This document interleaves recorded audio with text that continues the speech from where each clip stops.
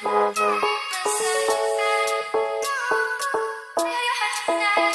there guys, it's Cosmo here and welcome back to my channel. Today I'm showing you my fake tan routine, which I'm so excited to share with you. As you can see, I am bronzed, I am tanned, and I'm ready to tell you all about it. I kind of vlogged this and then I decided I wanted to sit down and talk to you as well, so there may be some vlog footage in this so you can see what's going on. But let's crack on with this, what's this called? Video.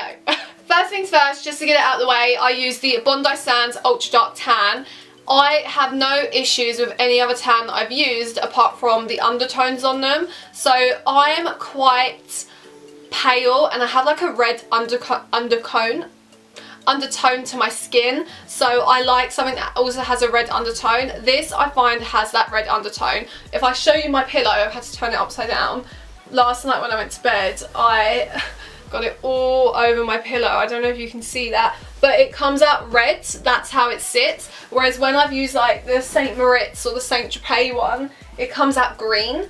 And that green undertone just doesn't work with my skin tone. It just makes me look really muddy, really muggy. It's just not on. But they are great tans. It's just finding a tan that works for you. In terms of application mitts, there are two different types. So I have this one here, which is from, I think it's from Saint Moritz. And this is just a generic tanning mitt. It's one-sided. You put your hand in like that. These are fab and they're great. The only thing I find is they wear down really, really quickly. And tan does apply really smoothly, but I just find, yeah, they wear down quite quickly. And also when I have my acrylics, which I'm getting today, hence why my nails look rubbish at the moment. But when I have my acrylics, sometimes they pierce through here and it's a little bit awkward. But these work absolutely fine. However, my absolute favourite is the Bondi Sand application mitt. And these are amazing. I know like Nip and Fab do one. There are ones that are very similar. And it's just a double-sided tanning mitt.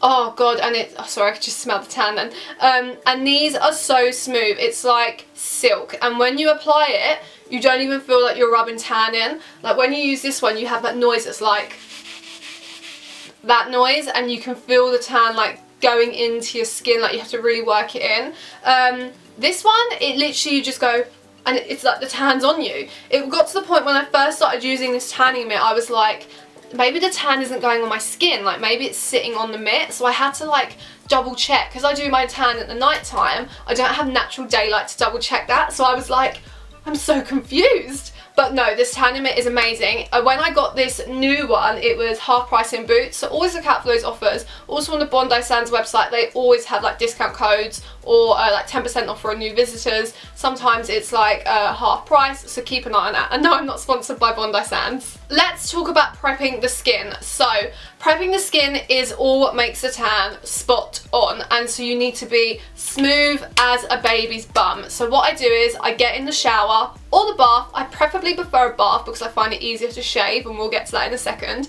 I have exfoliating gloves. They're from Primark. You can get like 4 for £1, and I scrub every inch of my body like this. If I've got a pre-existing tan on, I scrub it literally every day for a week before I put that new tan on, because I need to make sure my skin is even and not like hoarding leftover tan, because if you put tan on leftover tan, you get blotches.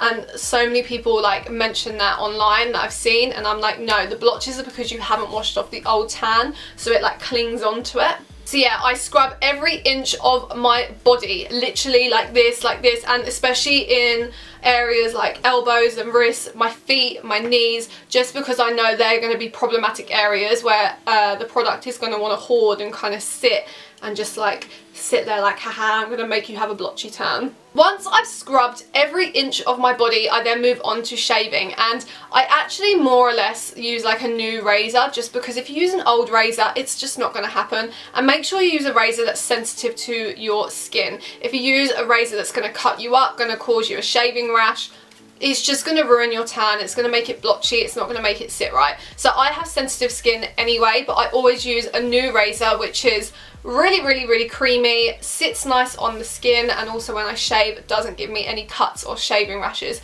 Saying that, I did cut myself yesterday on my foot, but that was because I was being silly. Once you finish shaving, I then go back over myself with the exfoliating mitt just to make sure that I haven't missed out any like areas, and then maybe just once over again with the razor. Remember to use shaving foam as well, just to make sure your skin is keeping hydrated, and like, again, if you don't use shaving foam, it can increase the chance of getting cuts and like shaving rashes.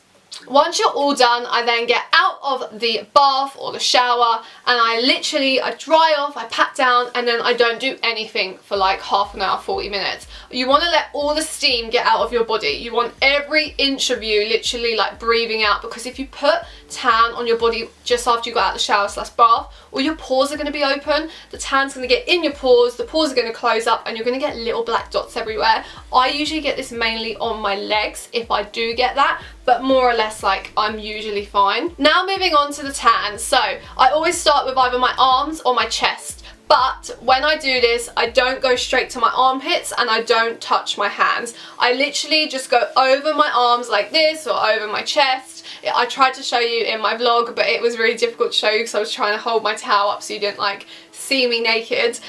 So yeah, I go all the way round and over, making sure that it's all rubbed in a nice way that I'm happy with. And then again, the armpits and your hands are problematic areas, so I come back to those a little bit later. When doing areas like my armpits, I like to make sure that I have like one dedicated pump to that section, just to make sure the product is there. You're going to sweat a lot and it's going to go patchy and it's going to annoy you. Within 4 days your tan is just going to be weird on your armpit, so I just like to make sure that there is a dedicated pump there. I don't mind too much if it's a little bit of a problematic area, if it is a little bit blotchy. I don't want it blotchy, but if it gets blotchy I don't stress out too much. And the same with the hands and the feet / ankles. I save these last, and when I'm doing these I just use the leftover stuff on the mitt. I don't put any more tan on. I literally just get the mitt, I'll use this mitt for an example, and I just go over it like this with all the leftover tan, and then I just go in between the creases like this, like this. I do each finger once like that.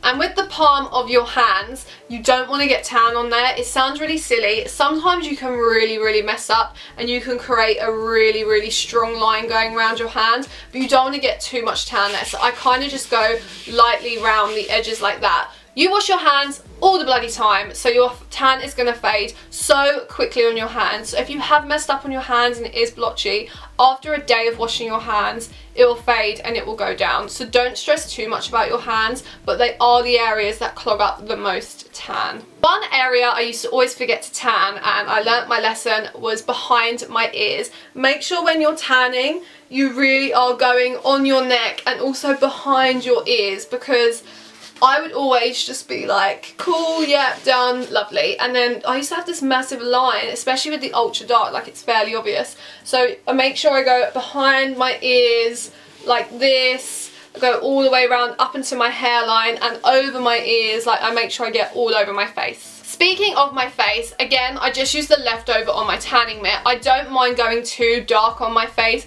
simply because it means I don't have to wear as much foundation, and also it means it matches my skin a bit more. Some people don't like to put foundation on their fake tan on their face because they feel like it clogs up their pores. It's absolutely fine. You do you, boo. You do what works for you. But for me, I'm like, yes, let's cake that on.